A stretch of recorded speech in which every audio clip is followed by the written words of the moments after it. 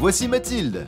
Elle est passionnée d'équitation depuis l'enfance, et plus jeune, elle avait même pensé devenir monitrice d'équitation, et elle avait même passé son BPGEPS.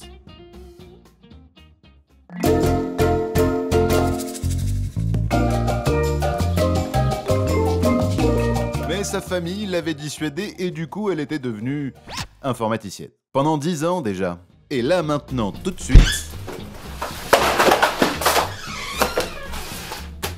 elle a vraiment envie de changer de vie. Mathilde commence donc à parler autour d'elle de cette belle idée qui lui trotte dans la tête. Elle en parle tout d'abord avec une bonne amie. J'ai bien réfléchi, je crois que je vais monter mon écurie. C'est une super idée. Elle en parle aussi avec ses parents qui, comme vous le voyez, ne manquent pas d'être quelque peu déstabilisés.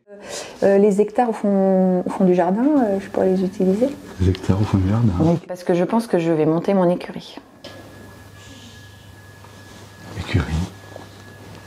Je comprends. Eh ben, son écurie.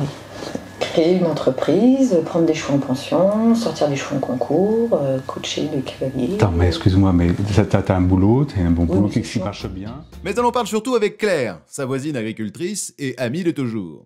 Et donc oui, je pense que je vais monter mon écurie. Son amie agricultrice l'encourage à aller voir du côté du PAI, Point Accueil Installation en Agriculture, et lui conseille vivement de les contacter car après tout... Ouais, je crois qu'il y en a dans tous les départements en plus, donc tu vois... Ah ok. C'est alors que Mathilde se retrouve donc à franchir la porte du PAI à la rencontre de Camille, qui est conseillère entreprise. Celle-ci va tenter de l'aider et l'orienter dans son projet car son métier c'est aussi d'être très à l'écoute. Eh bien, je vous écoute. Alors moi j'ai comme projet de créer une écurie de pension avec une trentaine de pensions hébergement, 20 pensions travail, 10 poulinières pour l'élevage, tout ça sur 10 hectares que j'ai possibilité d'avoir. Alors mon conjoint il m'aidera un petit peu pour la récolte des foins. Bon, il a un petit boulot à l'extérieur, mais ça sera possible, je pense. Et au niveau infrastructure, donc il faudra une carrière, un paddock, un manège, rond d'Avrincourt. Et puis au niveau presta, ça serait prestation travail des chevaux, coaching de cavalier, en cours et en concours. Et puis pour moi, je souhaite continuer à sortir en concours pour pouvoir souffler. Et puis voilà. Et puis ici, alors la cerise sur le gâteau, ça serait aussi de pouvoir organiser des petits concours sur la structure. Voilà. Je ne sais pas ce que vous en pensez. Eh bien, ok. Maintenant, on va comparer vos éléments par rapport aux références du réseau équin.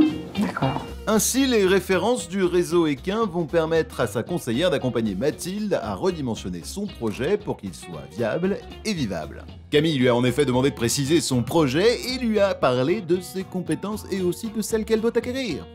Elles ont aussi parlé organisation du travail et Mathilde a pu se rendre compte qu'elle avait vu les choses un peu en grand et qu'il allait falloir redimensionner son projet. Camille lui a permis d'écrire un plan d'action sur toutes les démarches qu'elle va devoir faire et il y en a pas mal.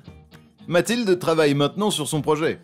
Elle prend connaissance des documents du réseau équin, elle calcule son nombre de chevaux, elle calcule son chiffre d'affaires, elle calcule le montant de ses charges, elle fait la sieste, elle se forme parce que c'est important, et elle prend aussi rendez-vous avec sa conseillère qu'elle rencontrera plusieurs fois pour finaliser son projet. Mardi 17 à 10h? Oui, ok, c'est noté pour moi. Ainsi, grâce à l'aide de Camille et aux références du réseau équin, Mathilde a pu monter un projet bien ficelé. Ce qui ne manque pas de plaire à son banquier qui lui octroie un prêt sans plus tarder. Moi je vous propose donc, notre proposition de prêt, je vous laisse la regarder si vous êtes d'accord.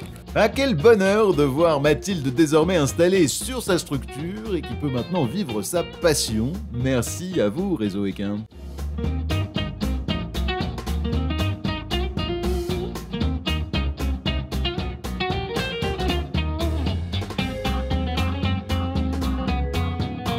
Ouais, mais t'étais bien là où t'étais, là. Il y avait déjà des chevaux et je sais pas, Non, mais c'était pas le mien, j'organisais rien.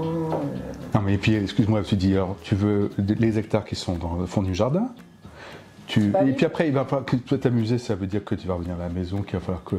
Enfin, comment ça va se passer? Comment ça va se passer? Au fond du jardin?